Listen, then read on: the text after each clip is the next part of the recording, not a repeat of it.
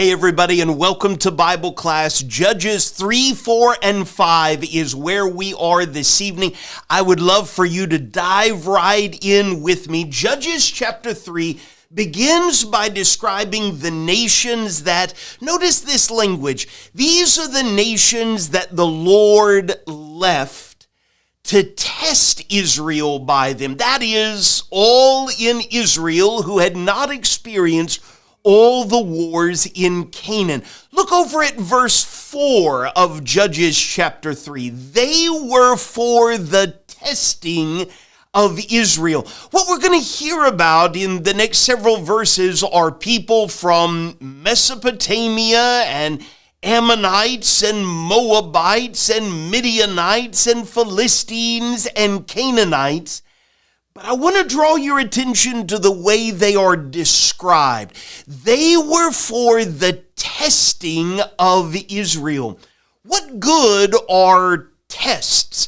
We'll talk together as a class. This is not the first time in our Old Testaments that God testing the Israelites comes up. In fact, in our New Testament, we read about disciples of Jesus being tested by things. What good can come from tests? Well, here, these were to know whether Israel would obey the commandments of the Lord, which he commanded their fathers by the hand of Moses. For now, look at verse 5 through 8, and I want you to notice the details that are provided here.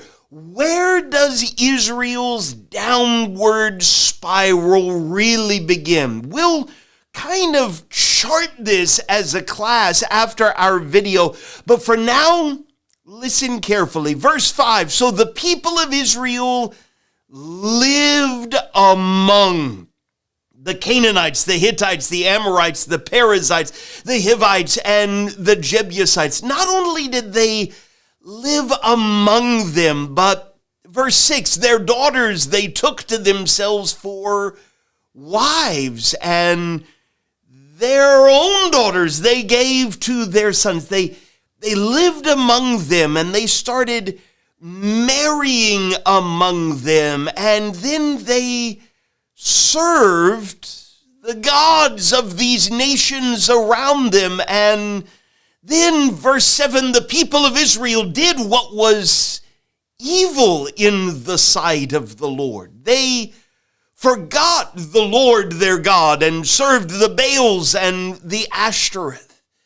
Therefore, the anger of the Lord was kindled against Israel. Throughout Judges 3 and 4 and 5, we read about 4 different judges. I want you to think about that word. What did these judges do? What role did they play? We'll explore that together. For now, let's start with judge number 1 up here. We can read all about him in verses 7 through 11 of Judges 3. His name was Othniel, and he saved Israel after they had served the king of Mesopotamia for 8 years.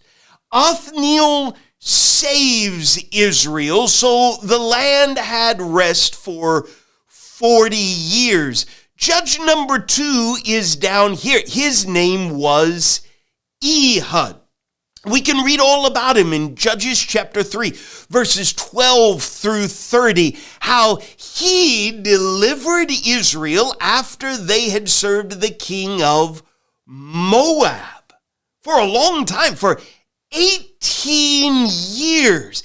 Ehud delivers Israel. We might dig into some of those details as a class in just a moment.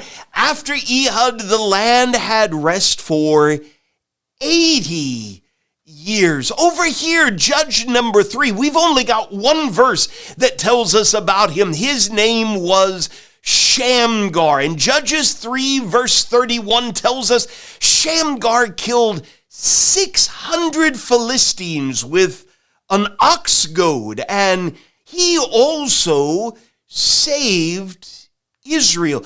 Judge number 4, Deborah. We're over here with the Canaanites. You can read all about Deborah in Judges chapter 4. It was Deborah that inspired Barak to fight after the people of Israel had been oppressed cruelly by the Canaanites for 20 years. You can read a song of Deborah after that great battle is won all through Judges chapter 5. After Deborah and Barak, the land had rest for 40 years.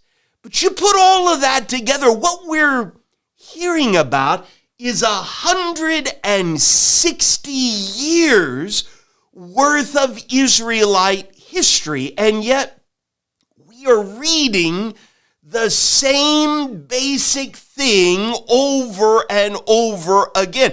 In fact, on the front of your class material for tonight, you can chart this in a circle. We introduced 5 key words last Wednesday evening. Here's where it starts to go downhill with stubbornness. We're going to read about the stubbornness of the children of Israel over and over again in the book of Judges. Because they were stubborn, God punished them with the king of Mesopotamia, or the Moabites, or the Philistines, or the Canaanites. And the children of Israel didn't like that, right? And so they would cry out to God. They would groan, and God would hear that groaning. And eventually, after several years of punishment, God would raise up a judge like Othniel or Ehud or Shamgar or Deborah, and there would be a great military victory. The people would enjoy salvation for a little while, and then life would be good, and they would begin to drift further away from God. We heard all about this in Judges chapter 2, right? There would be a generation that hadn't formed their own relationship with God, and they would make choices and live lives like the people around them, and they wouldn't follow the good examples of faith that had come before them. No, they would stop listening to God's instructions and warnings, and life would get hard, and even when it was difficult, because of their own choices, they would refuse to repent until eventually another judge would come along. There is a lot that we can learn from this cycle, and we've just heard about 4 judges so far. For now, let's zoom in and learn a little bit more about them. More than anything, let's think together as a class what we should learn from this section of Israel's history. Thanks so much for being in class tonight. Hope I've set you up for good discussion and that you have a great rest of this week.